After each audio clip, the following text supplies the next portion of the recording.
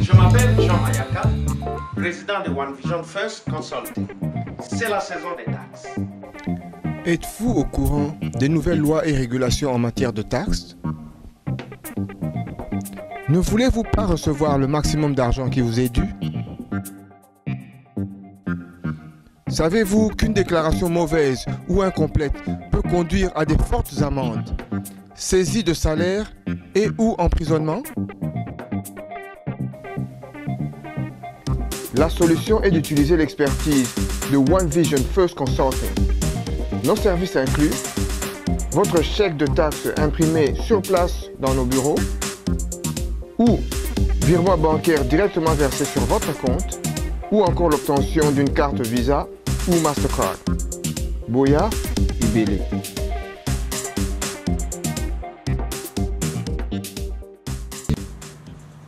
Messieurs, mesdames, maintenant que nous entrons à la porte de l'année 2014, je vais prendre ce moment pour saluer mes compatriotes congolais partout dans le monde où ils sont et souhaiter une bonne et heureuse année à toute la famille congolaise éparpillée partout dans le monde et ceux qui sont restés au Congo. Je prends ce temps parce que notre pays passe un moment très difficile dans l'histoire de son existence. Pendant que les enfants, les filles, les garçons, les mamans et les papas de ce pays croupissent dans la misère, nous avons un gouvernement irresponsable à la tête du pays qui semble ne pas avoir la solution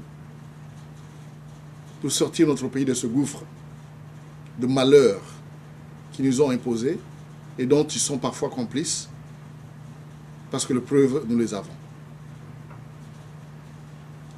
La jeunesse congolaise aujourd'hui doit se féliciter à l'étranger et à l'intérieur du pays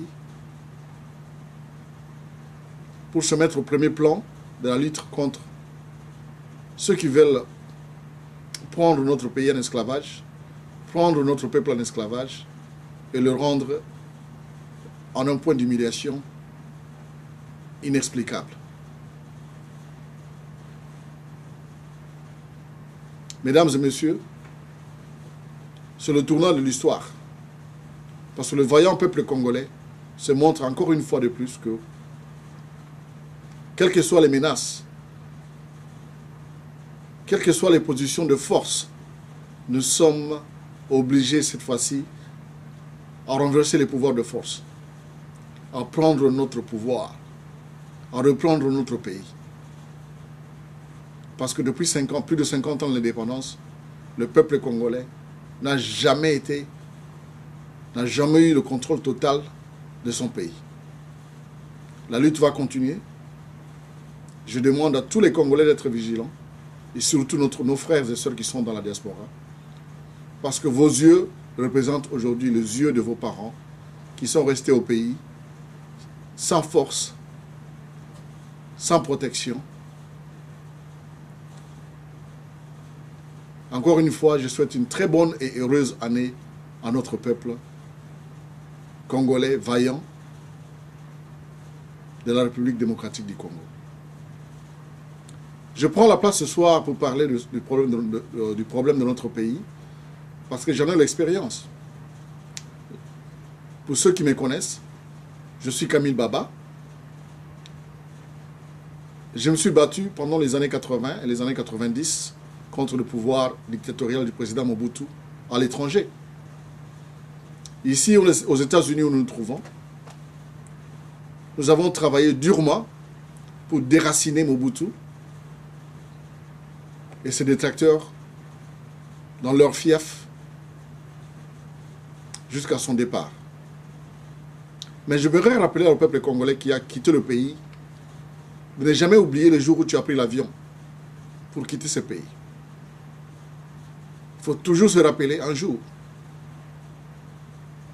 ceux qui sont venus pour faire des études, ceux qui sont venus en mission de service, ceux qui sont venus pour demander l'asile politique, quand bien même sont les raisons, nous avons laissé derrière nous un pays sanglant, déchiqueté, détruit par notre peuple fort, par notre gouvernement, par des gens, les fils et les filles de ce pays, irresponsables et corrompus, qui ne comprennent pas la notion de la sécurité de notre peuple, de nos enfants dans le futur.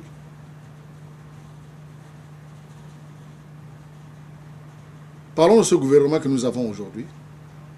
Le peuple congolais s'est battu depuis 30 ans ou plus pour le rétablissement des valeurs républicaines de la démocratie dans notre pays.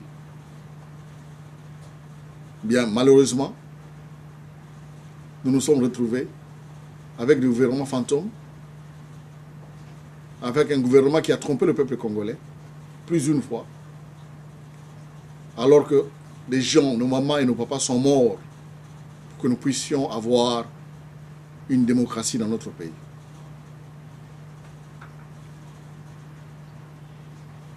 Un pays, c'est comme un business. Pour le gérer, il faut avoir des résultats. Le membre de notre gouvernement passe à la télévision pour gérer, pour parler des choses qui ne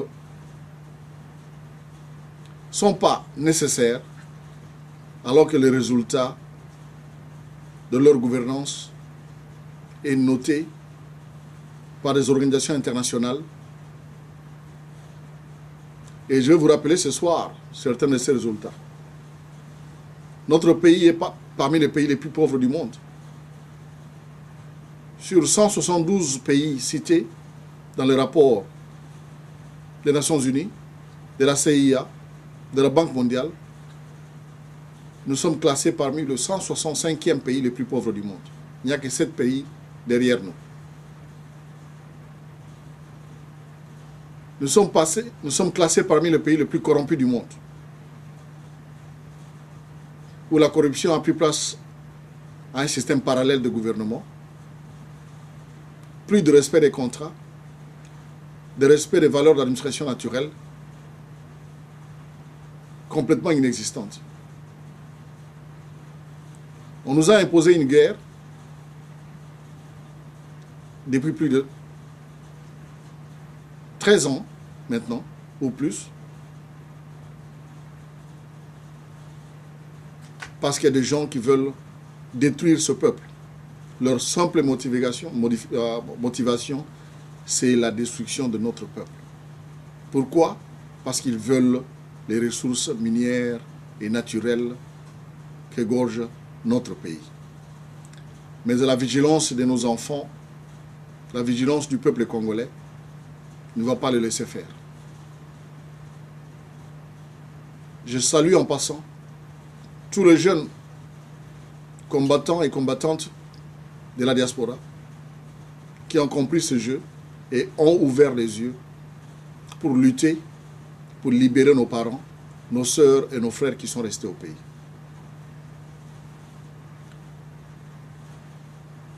Je vous remercie aussi pour votre contribution économique. Je rappelle à ce titre que des rapports réels montrent que le pays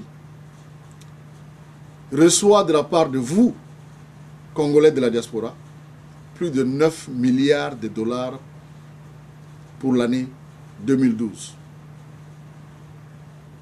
Que représente ce montant? Notre pays a fait passer un projet budgétaire pour tout le pays de 800 millions de dollars. Mais vous, de la diaspora, vous avez envoyé au pays 10 fois plus que le montant que le gouvernement congolais veut mettre en place pour gérer le pays. 4 enfants congolais aujourd'hui vont à l'école, 4 enfants sur 10 congolais vont à l'école aujourd'hui à cause de vous. 5 Congolais au pays sont traités ont des services médicaux à cause de vous, les Congolais. 2 mariages sur 5 sont faits à Kinshasa à cause de vous, les Congolais. Nos parents vont, pendant des périodes de 36 à 48 mois, sans être payés. Mais c'est grâce à vos transferts d'argent que ce pays ne pas tomber en révolution. Parce que l'argent que vous envoyez chaque mois remplace les salaires volés par les membres du gouvernement.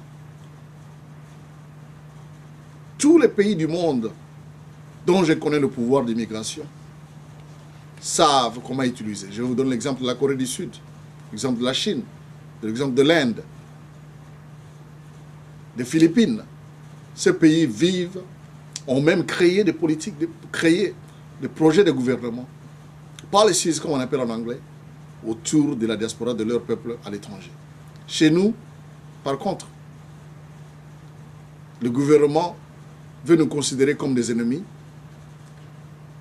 parce que nous disons la vérité à nos parents, parce que nous luttons contre leurs contre-valeurs qu'ils utilisent pour détruire ce pays. Aujourd'hui, nous allons parler en détail de quelques points qui sont à la une de notre pays aujourd'hui. Le premier point, c'est la démocratie, la Constitution. Par un mouvement référendaire, nous avons adopté une constitution nouvelle pour ce pays. Mais avant même d'aller aux élections, les premières élections présidentielles, cette constitution a été violée. Parce qu'il fallait changer un article constitutionnel qui stipulait l'âge majeur, l'âge pour qu'un président se présente au Parlement. On a modifié la Constitution pour faire plaisir à un seul homme, pour qu'il se représente comme candidat.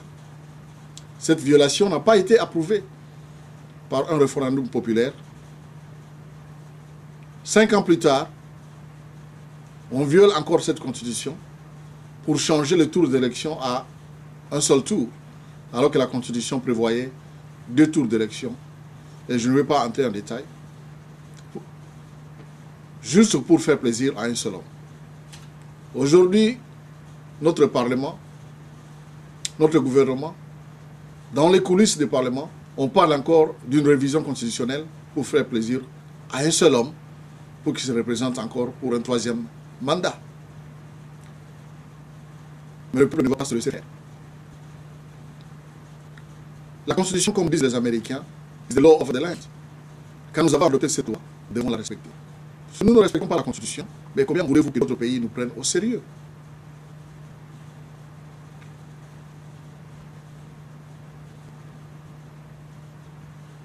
Les 10 ans,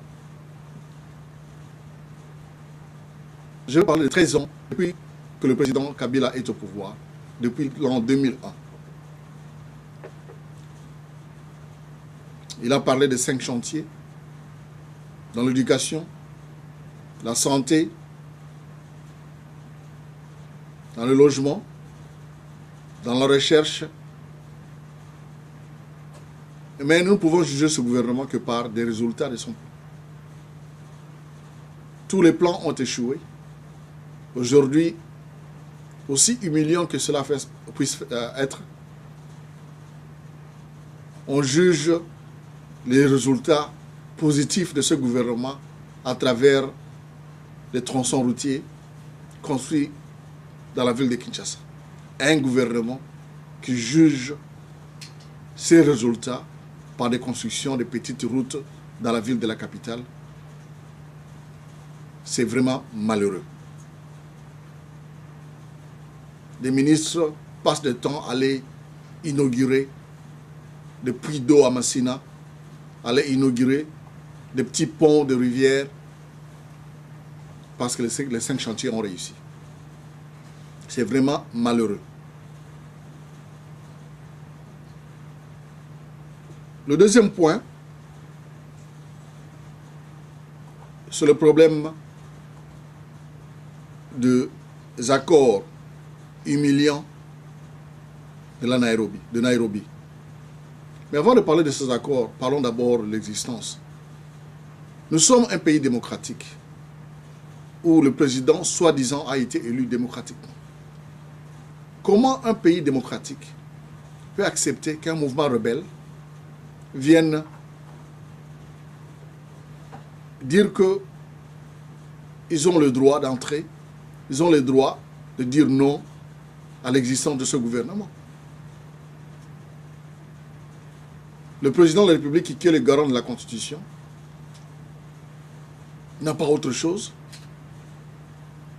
qu'à déclarer la dissolution par un règlement militaire de ce mouvement. Le monde entier, même les Nations Unies, nous ont dit, nous ont rappelé que ces mouvements sont des mouvements rebelles qui ont commis des crimes atroces à notre peuple, des viols, des déplacements des populations. Pour quelles raisons un gouvernement démocratique peut s'agenouiller devant un groupe rebelle? On n'a jamais eu de question. Et nous avons un parlement qui se tait, qui ne représente pas le peuple. On vient violer notre souveraineté nationale, on viole nos frontières par des groupes rebelles, alors qu'on se considère comme un gouvernement démocratique avec un gouvernement élu. Mais à cause de ces erreurs, nous avons donné une force de pouvoir à ce mouvement rebelle. Et ce qui s'est passé dernièrement n'est qu'une preuve de notre faiblesse. Si un gouvernement peut s'humilier jusqu'à ce niveau, comment voulez-vous que d'autres gouvernements, d'autres peuples nous prennent au sérieux? Et cette humiliation va coûter cher à la population de la République démocratique du Congo.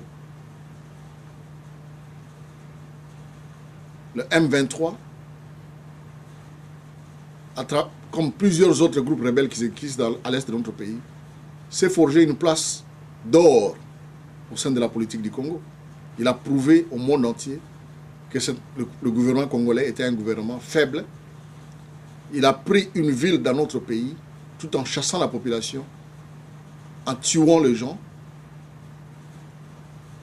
Et n'eût été la force de la brigade d'intervention de l'ONU, je ne sais pas combien de villes ce groupe aurait capturé.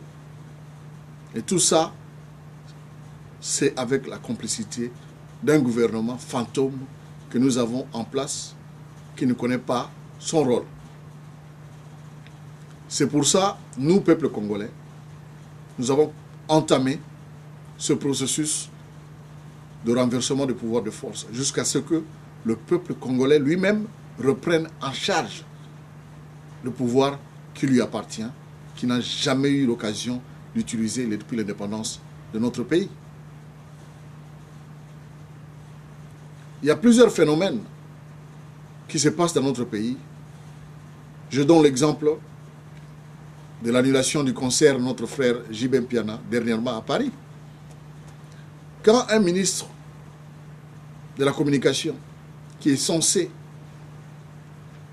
représenter la parole du gouvernement, se met à une télévision, à une chaîne de télévision, nationale ou étrangère, à menacer le peuple congolais à l'étranger, à les appeler des terroristes parce qu'ils ont légitimement dit à leur pays d'acceptance que voilà, ce groupe ne représente pas les valeurs culturelles de notre pays. Ce n'est pas parce qu'ils ont chanté pour le président.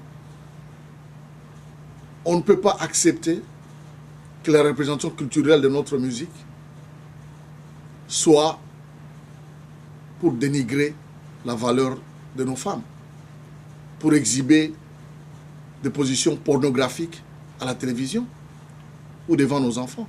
Ça, ce n'est pas une représentation culturelle de notre pays. Mais nous étions étonnés de voir que quelqu'un qui représente le président, qui représente le gouvernement, vient défendre ces valeurs négatives, comme soi-disant que c'était la représentation de notre culture à l'étranger.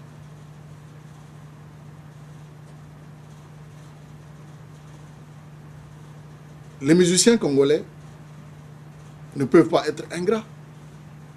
S'ils sont devenus ce qu'ils sont, c'est à cause de la diaspora congolaise à l'étranger. Et nous n'avons jamais eu de problème avec les musiciens congolais. sont venus se présenter dans plusieurs villes étrangères où habitent les Congolais de la diaspora sans aucun problème. Mais si aujourd'hui nous réclamons que leur musique ne représente plus nos valeurs culturelles, le dénigrement de la femme, alors que nos femmes à l'est du pays subissent des viols, nos mamans sont violées et nous allons passer le temps à montrer à la face du monde comment nous glorifions le dénigrement de la femme à travers des scènes pornographiques dans la musique.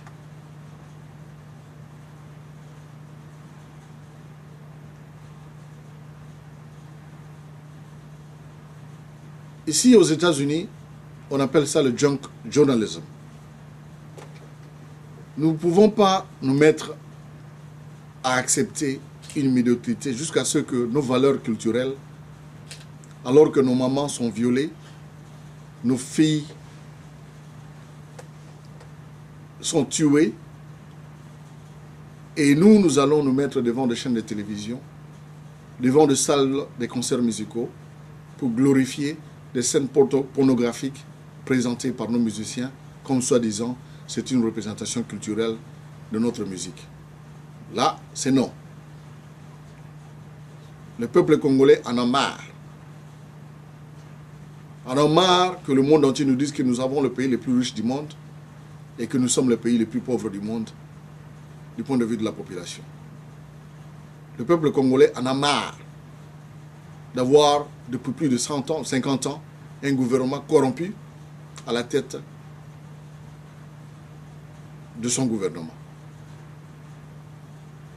Le peuple congolais en a marre d'être humilié, d'être chassé dans d'autres pays voisins ou d'ailleurs sans qu'ils soient représentés par un gouvernement capable qui peut réclamer leurs droits.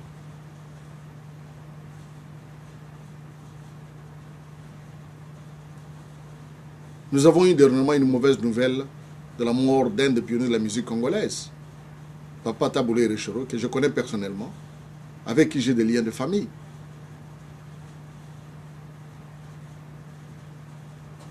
Quand bien même nous plairons cette icône de la musique congolaise, mais dans le désordre qui caractérise le gouvernement congolais, sans passer par un parlement légitime, on parle déjà d'avoir une rue dans la ville de Kinshasa en son nom. Dans un pays organisé, même pour baptiser une rue, il faut passer par le Parlement. Mais cela caractérise le désordre dans lequel notre pays est gouverné.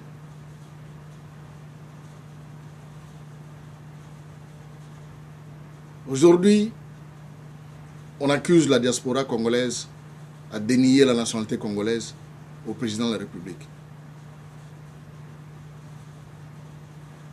Mais la diaspora congolaise n'a rien à voir avec la nationalité congolaise du président de la République.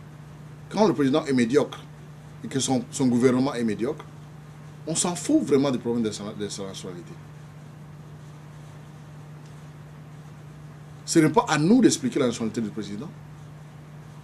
Mais les gens qui sont autour de lui n'ont jamais donné de nouvelles qui peuvent tranquilliser ce problème. Même le président des États-Unis, le peuple, un groupe de gens, a le droit de questionner sa nationalité jusqu'à ce que les preuves ont été montrées que voilà, il est réellement un enfant américain qui mérite d'être président américain. Pourquoi le peuple congolais ne peut pas poser des questions à son président sur sa nationalité dont on a des sources douteuses? Il n'y a qu'à M. Mende, au conseiller du président, de venir nous dire la vérité. S'il était un enfant adoptif du président Kabila, ce n'est pas un tabou de le dire, nous sommes les Africains. Dites-le nous, qu'il n'est pas un enfant biologique de Kabila, Il était un enfant adoptif. Nous sommes des Africains. Dites-nous la vérité, c'est tout.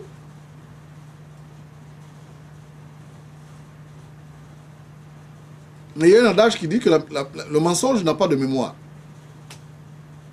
Mais le président de la République lui-même, depuis qu'il est président, nous pouvons compter par des bouts de doigts combien de fois il a parlé de son père.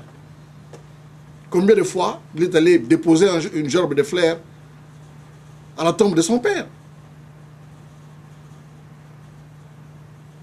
Donc le peuple congolais a le droit de se poser des questions. Mais bien malheureusement, personne n'a pu nous éclaircir sur ce point, mais on nous condamne d'avoir des réactions sur la nationalité douteuse de notre président. Parce que c'est une violation constitutionnelle de devenir président du Congo si on n'est pas congolais. Et si quelqu'un le fait, donc il faut qu'il y ait des procédures judiciaires.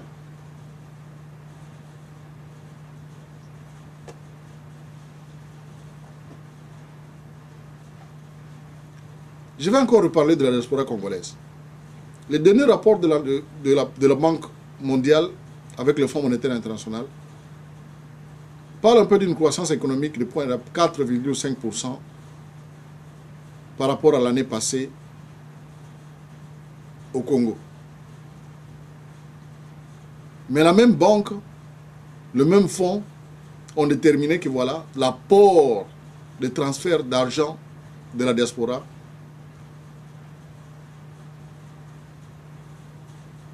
porte un ballon d'oxygène à l'économie congolaise. 9 milliards de dollars garantis par la diaspora aux familles africaines au Congo font que cette économie respire, font que les gens ne se révoltent pas pour des mois et des années de salaire impayés par un gouvernement corrompu.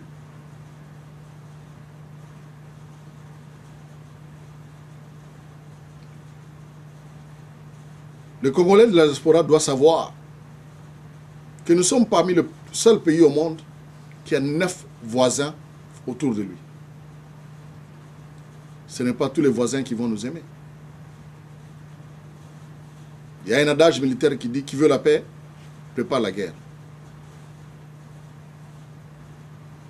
Nous avons un pays, un gouvernement qui a complètement saboté notre armée nationale. Et d'ailleurs, M. Lambert Mende, si je me souviens, il a passé dernièrement à la télévision pour dire que voilà, l'armée congolaise n'a jamais gagné une guerre. Mais je veux rappeler ce soir à M. Mende, qui ne connaît pas l'histoire de ce pays, qu'il aille fouiller les archives anglaises, belges et françaises de la France lors de la Deuxième Guerre mondiale. Les habitants de Kinshasa, les jeunes aujourd'hui ne savent pas peut-être pourquoi nous avons l'avenue à Sosa, Sayo et Birmanie à Kinshasa. Mais ces avenues, c'est là où nos parents, nos grands-parents ont prouvé avec force la victoire des forces de nos papas congolais durant la Deuxième Guerre mondiale.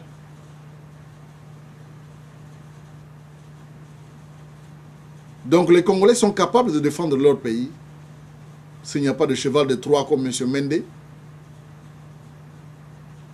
qui s'est battu avec les armes contre les Congolais avec l'appui d'un pays étranger qui voulait prendre notre pays en otage. Que le peuple congolais aujourd'hui se trouve dans l'incapacité de se prononcer dans ce monde. Parce que nous avons été humiliés à tout point par notre peuple, par nos dirigeants, en commençant par le gouvernement de Mobutu, de 32 ans de dictature. Et maintenant, nous allons, avec 13 ans de dictature, de Kabila, appeler une démocratie.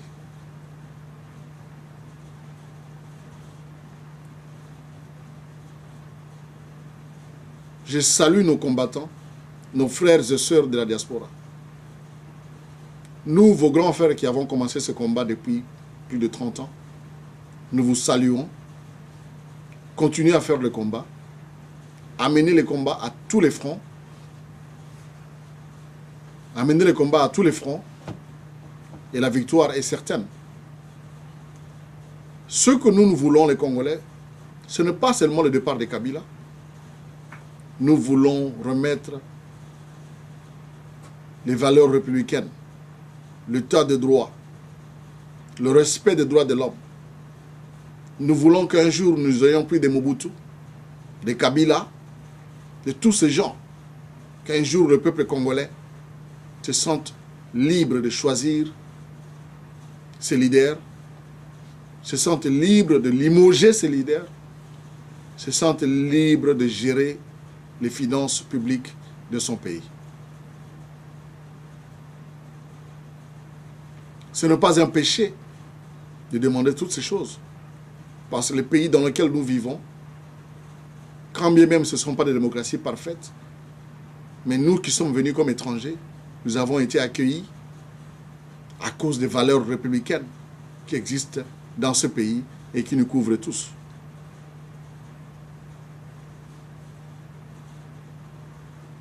Le temps est proche. Les gens qui ont voulu diviser notre pays ont été surpris par la force des mamans, des enfants, des garçons et filles de la diaspora congolaise. Les services secrets des pays occidentaux n'ont pas compris.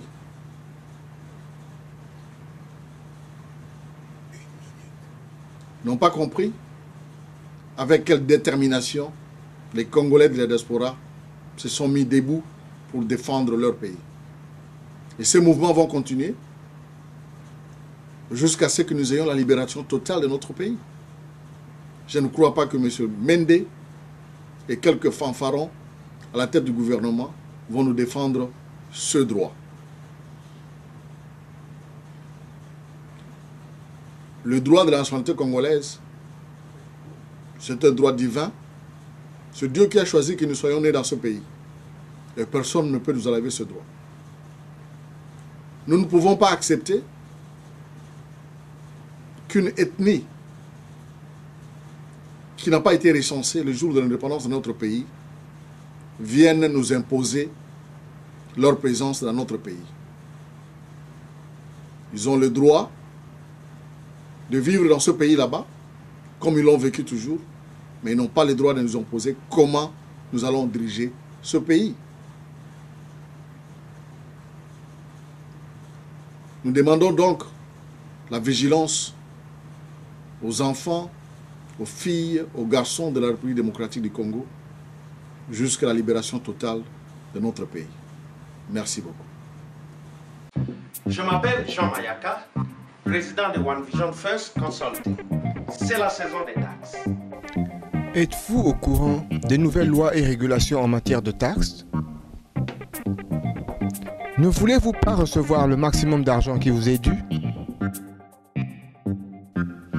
Savez-vous qu'une déclaration mauvaise ou incomplète peut conduire à des fortes amendes, saisie de salaire et ou emprisonnement? La solution est d'utiliser l'expertise de One Vision First Consulting. Nos services incluent votre chèque de taxe imprimé sur place dans nos bureaux ou virement bancaire directement versé sur votre compte ou encore l'obtention d'une carte Visa ou Mastercard. Boya Ibele.